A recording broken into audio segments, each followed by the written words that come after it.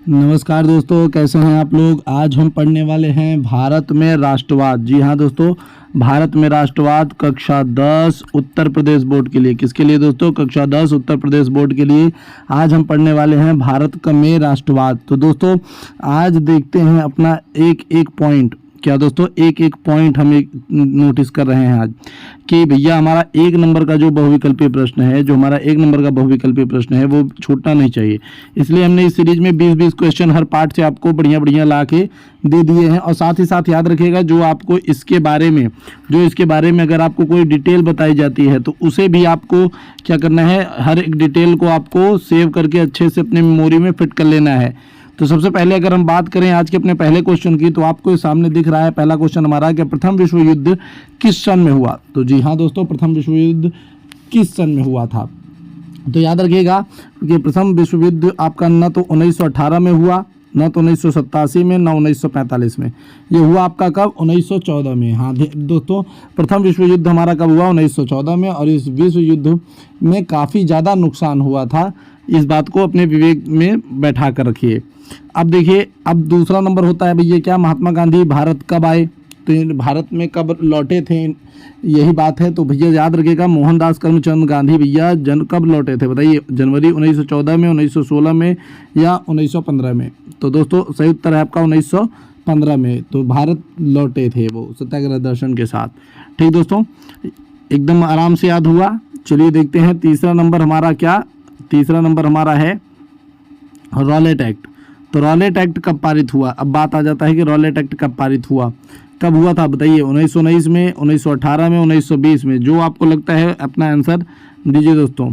तो देखिए दोस्तों, सबसे पहली बात तो ये याद रखिएगा कि रॉलेट एक्ट बहुत ही बेकार एक्ट था, जिसके चक्कर में बहुत ही ज़्यादा दिक्कतें हुई थी। इसमें था क्या कि इसमें बिना किसी मुकदमे के 2 साल किसी को भी अंदर जेल में रखा जा सकता था। ठीक, ये अधिनियम इंपीरियल लेजिस्लेटिव काउंसिल के माध्यम से पारित किया गया था।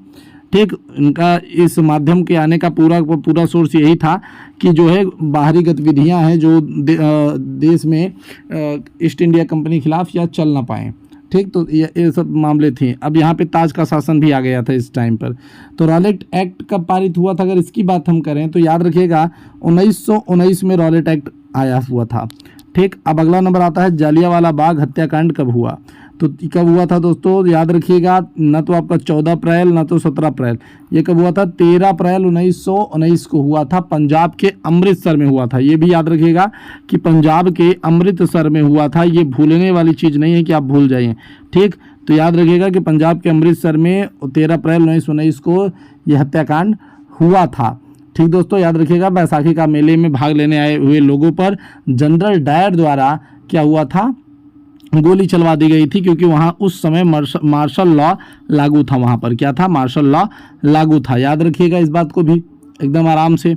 आप आगे देखते हैं दोस्तों।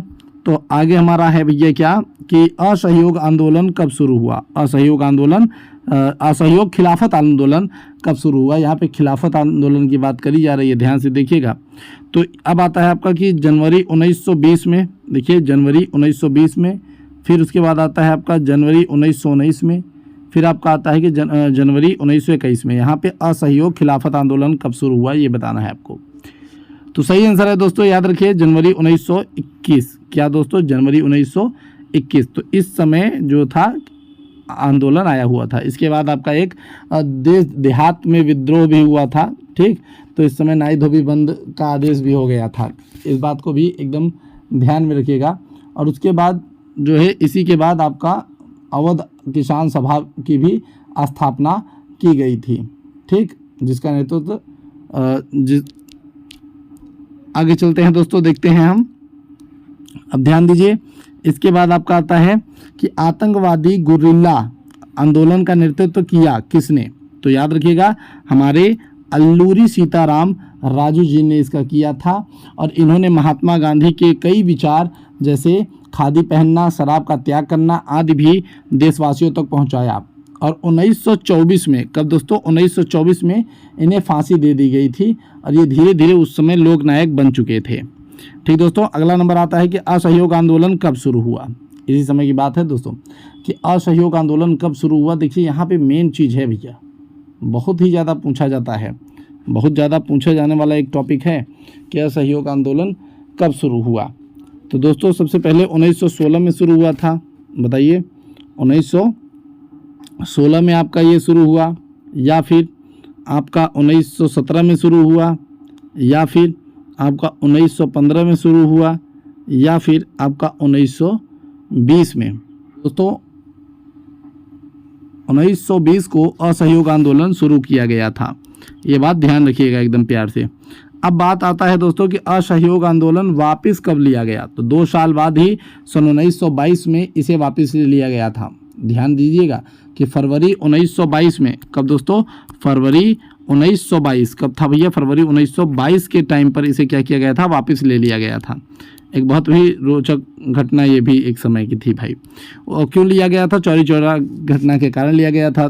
तो यहाँ पे है कि चौरी चौरा घटना जो है किस स्थान पर हुई थी, गोरखपुर, काशी, मेरठ, इसमें से किस स्थान पे हुई थी, तो आपको ये बताना है दोस्तों। तो याद रखिएगा जो चौरी चौरा घटना थी एक बहुत ही निंदनीय घटना थी उस टाइम पर, क्योंकि कुछ लोगों ने क्या किया था कि मतलब पुलिसों वालों को मार दिया था। ठीक, ये हुआ था दोस्तों करीबन 4 फरवरी, कब हुआ था, 4 फरवरी के टाइम पर हुआ था। 4 फरवरी 1922 का टाइम था, वो 1922 का टाइम था। 4 फरवरी को गोरखपुर जिले के एक चौरा चौरी नामक स्थान पर यह घटना हुई थी। ठीक, याद रखिएगा। तो गोरखपुर आपका यहाँ पर सही आंसर हो जाता है। आगे देखते हैं 10वां नंबर आ जाता है कि साइमन कमीशन भारत कब आया। अब ये बात आ जाता है कि साइमन कमीशन भारत के अंदर कब आया था। तो याद रखिएगा कि साइमन कमीशन आपका 1928 में भारत के अंदर आया था, और उसी समय साइमन कमीशन वापस जाओ के नारे भी बहुत तेजी के साथ लगे। ठीक दोस्तों, अब आता है नंबर 11 हमारा गोलमेज सम्मेलन। गोलमेज सम्मेलन के आयोजित क्यों हुआ। तो याद रखिएगा संविधान की चर्चा पर जो है बात करने के लिए गोलमेज सम्मेलन का आयोजन हुआ था। ना तो भारत को आज़ाद कराने के लिए, ना ड्राफ्ट कमेटी बनाने के लिए, एकदम ये क्लियर रहिएगा। अगला नंबर आ जाता है पूर्ण स्वराज की मांग कांग्रेस के किस अधिवेशन में हुई। तो पूर्ण स्वराज की मांग हमारे भैया लाहौर अधिवेशन में किया गया था। पेशावर, दिल्ली और कोलकाता ये सब आपके गलत आंसर हैं। और याद रखिएगा कि अक्टूबर सन 1929 को, याद रखिएगा अक्टूबर सन 1929 को वायसराय उस समय लॉर्ड इरविन ने भारत के जो है लिए अनिश्चित प्रस्ताव भेजा था और भविष्य के संविधान चर्चा करने के लिए एक गोलमेज सम्मेलन का जो है घोषणा की थी कि अब होगा। अब उसी समय 1929 में जवाहरलाल नेहरू जी ने क्या किया था, अध्यक्षता की थी कांग्रेस उस अधिवेशन की जो लाहौर में हुआ था। वहाँ पर इन्होंने पूर्ण स्वराज की मांग की और वहाँ से फिक्स हुआ कि 26 जनवरी 1900 कब दोस्तों 1930 को स्वतंत्रता इन्होंने मान लिया कि हम पूर्ण खुद हैं, और उसी दिन से इन्होंने क्या किया था, तिरंगा फहराना शुरू कर दिया था। क्या बात थी उस समय भाई उन्होंने। ठीक, अब ध्यान दीजिएगा। इसके बाद 13वां नंबर आपका क्वेश्चन आ जाता है क्या, 13वां नंबर क्वेश्चन आ जाता है कि दांडी मार्च किससे संबंधित है। तो याद रखिएगा दांडी मार्च आपका नमक कानून से संबंधित है, क्योंकि नमक कानून को तोड़ा गया था इसी दिन दांडी मार्च द्वारा करके। 22 मार्च 1930 को गांधी जी क्या किए थे कि नमक कानून तोड़ने के लिए चल दिए थे साबरमती आश्रम से। ठीक, इस बात को याद रखिएगा। और उन्होंने क्या किया, वहाँ ये पहुँचे समुद्र के तट पर, और समुद्र के तट पर पहुंचकर पानी को उबालकर नमक बनाना शुरू किया, जिससे ये नियम कानून टूटा था। अब गांधी इरविन समझौता कब हुआ था। अब ये बात आ जाता है कि गांधी और इरविन का समझौता कब हुआ था।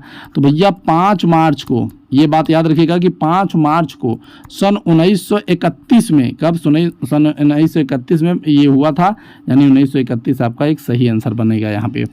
अब अगला नंबर आ जाएगा दोस्तों कि दलितों, यहाँ पे 15 नंबर कि दलितों को हरिजन किसने कहा। तो याद रखिएगा दलितों को हरिजन महात्मा गांधी ने कहा था। ठीक, भीमराव अम्बेडकर ने नहीं और जवाहरलाल नेहरू ने भी नहीं, गांधी जी ने कहा था। अगला नंबर आता है दोस्तों क्या कि पूना पैक्ट किसके किसके बीच में जो है हुआ था। तो यरवदा जेल के सेंट्रल के अंदर ये बातें हुई थी, पूना पैक्ट, जो कि महात्मा गांधी और किसके भैया अम्बेडकर जी के बीच में हुआ था पूना पैक्ट पारित। याद रखिएगा एकदम आराम से। किस मुस्लिम लीग के अध्यक्ष ने हिंदू मुस्लिम के लिए अलग मतदान की मांग की थी। तो इसमें हमने केवल आपको जानकारी दी है, मोहम्मद इकबाल ने। ठीक, याद रखिएगा कौन था वो, मोहम्मद इकबाल।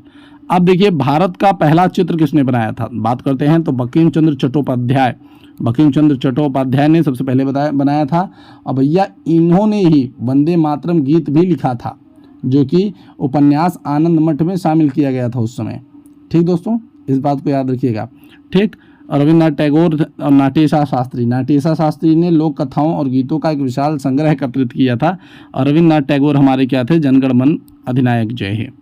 ठीक। दूसरा गोलमेज सम्मेलन आयोजित कब हुआ था? तो बात कर लेते हैं दूसरा गोलमेज सम्मेलन कब आयोजित हुआ था। तो याद रखिएगा दिसंबर सन 1931 को ये हुआ था। एकदम आराम से याद कर लीजिए। भारत में नया संविधान कब लागू हुआ? बात कर लेते हैं यहाँ की। तो 1950 को, कब दोस्तों? 1950 को हमारे देश का संविधान लागू हुआ था 26 जनवरी को, याद रखिएगा। इसीलिए हम 26 जनवरी को स्वतंत्रता दिवस के रूप में नहीं, गणतंत्रता दिवस के रूप में मनाते हैं। ठीक, एकदम प्यार से याद रखिएगा। अब देखिए बात तो भाई सीधी सी है कि इस वीडियो तो देख लेते हैं, सब्सक्राइब करना भूल जाते हैं। तो वीडियो अच्छा लगता है तो सब्सक्राइब भी करो। पूरा पाठ पढ़ाऊंगा एक ही चैनल पर, कोई तकलीफ नहीं होने दूंगा। और आपका चेहरा भी ऐसे टेडी बियर जैसा खिला खिला दिखेगा। वीडियो अच्छी लगी हो तो लाइक सब्सक्राइब जरूर करिए। मिलते हैं आपसे अगली वीडियो में, तब तक के लिए जय हिंद, जय भारत।